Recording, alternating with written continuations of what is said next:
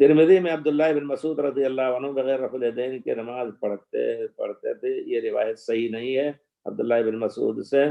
اس حدیث کو ذکر کرنے کے بعد ترمذی البتہ ان سے جو بات صحیح ہے وہ تطبیق کرتے تھے، تطبیق رکوع میں دونوں ہتھیلیوں کے باطنی حصے کو اس طرح کر کے اور دونوں ہتھیلیوں کی پیٹھ کو دونوں گھٹنوں کے درمیان رکھتے تھے، گھٹنوں پر نہیں رکھتے تھے۔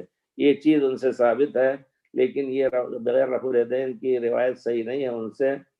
پھر اس کے بعد کہتے ہیں اس حدیث کو ذکر کرنے کے بعد ترمذی رحمۃ اللہ علیہ نے بہت سارے صحابہ اور اہل کوفہ کا قول ہے نقل کرتے ہیں، اس کا مطلب یہ ہوا کہ رفع الیدین منسوخ ہو چکا۔ اس کا معنی کیا ہے منسوخ ہو چکا؟ آپ اس کے علاوہ خود امام ابو حنیفہ، امام شافعی، امام مالک، امام بخاری رحمۃ اللہ علیہ کی کتاب رفع الیدین دیکھیں تو آپ اور کچھ چیز پائیں گے کہ 70 سے زیادہ انہوں نے اپنے جن کو پایا وہ سب رفع الیدین کرتے تھے۔ جزء القراء میں بھی اسی طرح نقل کیا کہ انہوں نے اتنے لوگ پڑھا کرتے تھے۔ تو اگر زیادہ سے زیادہ آپ کہہ سکتے ہیں کہ کچھ صحابہ بغیر رفع الیدین کے نماز پڑھتے تھے۔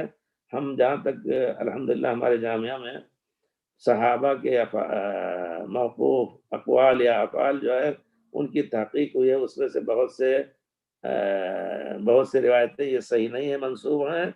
رہ گئی بات اگر صحیح بھی ہو تو پھر پیارے رسول سے ایک چیز ثابت ہے، صحیح سے صحیح سند ہے، اس کے ساتھ پیارے رسول کے قول کے ساتھ سینکڑوں کے اقوال ہیں، ان کو چھوڑ کر کے 2-4 صحابہ کا نام لے کر کے یہ کہنا کہ یہ منسوخ ہے، بہرحال انصاف کی بات نہیں ہے۔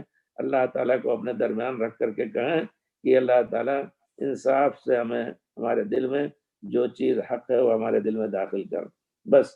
اور یہ کہیں کہ نہیں منسوخ ہوئی، یہ ایک بہرحال زبردستی کی بات ہے۔